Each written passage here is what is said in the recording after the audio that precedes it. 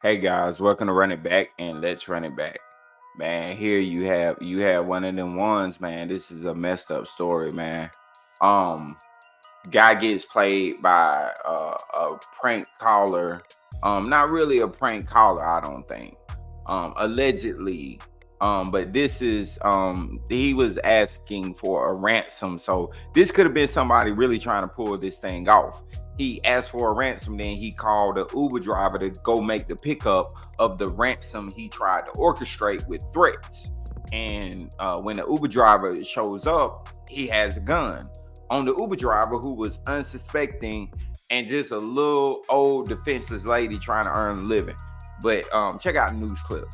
Tragic story. This one out of Ohio. Deadly encounter between two people who did not know each other and were both victims of phone scammers. Victim one, 81-year-old William Brock, received threatening calls last month saying his family was in danger and demanding money. And then the scammers also called an Uber driver, Loletha Hall, to pick up a package from Brock's home. Brock then confronted her with a gun, believing that she was connected to the threats he'd been receiving, and now he is charged with Hall's murder.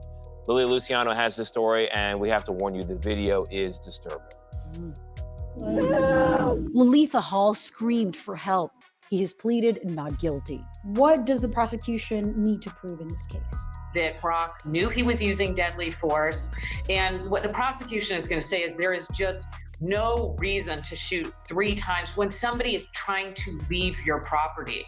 Uber says it has banned the account of the person who ordered Hall's trip and has been in touch with both her family and Clark County law enforcement.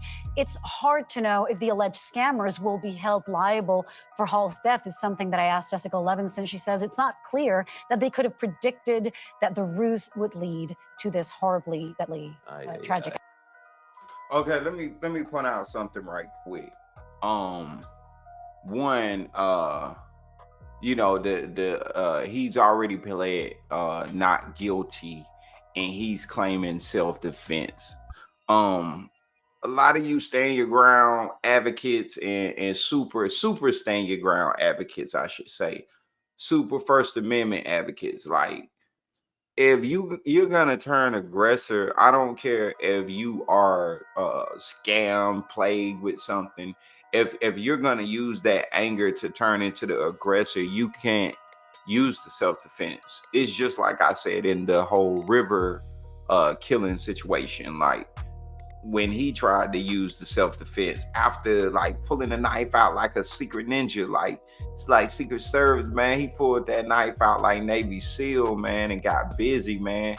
He out there doing all types of stuff, man, all types of ninja work, man. So like, nah, he couldn't get the self-defense. And like this situation here, like, you clearly see the fear, you see the terror. Call the police, tell them what you suspect, and let that be that. But nah, man, he took matters in his own hand. Now he's talking like he's scared. Not. And then when she fell and he continued to mow her down, like, I can't believe, like, a lot of news outlets, they ran the shots, they ran the screams, man. It was horrific screams, man. They actually got where she's screaming while getting shot. That's a horrific scream, man, because she knew what was happening to her. Like, so nah, man, this is crazy. And I just wanted to point out real quick while I play the ending of this clip. Yeah, I didn't forget about you, Gayle King. And it's interesting that it's Gayle King.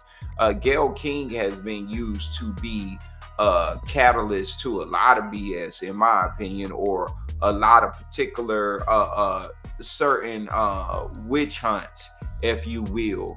But right here she goes into the perception of emotional thought. She mentions emotional thought on both parties, on the lady and on the man. But I just want you to check this out. Check it out. Outcome. That video, every time I see that video, I saw it yesterday, it's heartbreaking. You can see the fear on her face. And hear it. She has bad information. He has bad information. He's amped up and scared. She doesn't know what the hell is happening. The guy comes out with a gun. It's so heartbreaking. Tragic, and we'll just see how the prosecution and how the defense. Okay. One, she don't work for the defense. So let's stop trying to poison jurors of America, because you got to think, man, this is social media age. This is news era. This is information era. They still haven't picked a jury for this case. So, like, come on, man. You on a big platform like this, already seeming like you making this guy a defense. Like, we know two things that she said was true. They both were acting off of bad information, correct. She was scared, correct. Him being scared, initially when the call came, he probably had some confusion and fear in there. Especially if they were convincing enough to make him think that they were gonna hurt somebody or hurt him, and he believed them. That could create some element of fear. To me, that's more a defense attorney's argue. That's not for her to sit up there and say, if this guy was scared. That's not for her to sit up there and say, because he could have been agitated. He could have been more agitated than anything. You know, all of us have seen the older guys, or may have a grandpa or something like that ain't scared of much, ain't scared of nothing. God, like, I'm talking about ain't scared of nothing. Like, you could call him, you could threaten him, you could tell him stuff, man, I ain't worried about that. Come on down through here. Come on around through here. Like, and mean it. Like, really ain't scared of nothing. Ain't scared of much. But he can get agitated. He can get agitated. He a mean old buzzer. Y'all know what I'm talking about? Mean old buzzer. He can get agitated. Come around there playing. He might fire you up.